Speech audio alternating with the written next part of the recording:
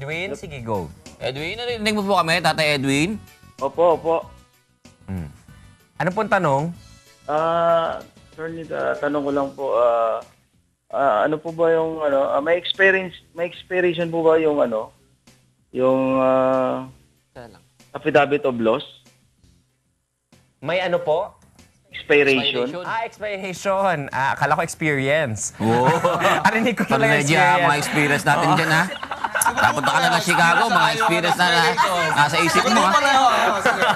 Hindi.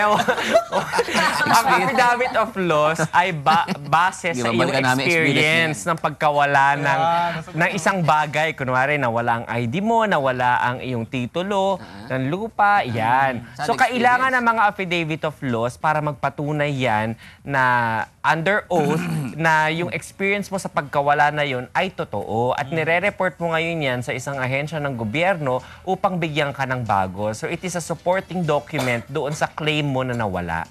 Kasi 'di ba pag verbal lang, sinabi mo lang, wala ganong bearing yun, walang basis, baka nagsisinungaling ka lang. So para mapatunayan mo na hindi ka nagsisinungaling, you have to do it under oath. Kaya tinatawag na affidavit of loss.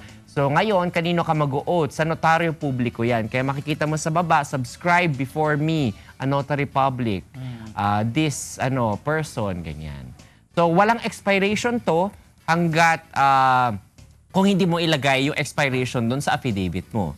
So kung silent siya, wala siya. Attorney Reyes, pwedeng follow-up question. Go. What if, kunyari, hindi mo mas matandaan yung exact date, no, ng pagkawala nito? Sige. Yeah. So, paano yan? Tama yan. Sa mga maraming may mga senior moment at saka marami sa atin talaga hindi matandaan yung exact, no? Ilalagay mo dyan on or before. September something. September, kung hindi mo talaga alam yung date, first week of September. So, pwede Tapos yan. kung oras naman, sabihin mo on or before the afternoon of this day, ganyan. So, pwede mong sabihin yon para hindi ka ma-fault na nagsisinungaling, lalo pa kung hindi ka sure. Diba? Question, Attorney Reyes, sorry. Paano kunyari hindi nawala? Kunyari, anong tawag doon naman sa, kunyari, nabasa yung passport mo? Anong Destroyed.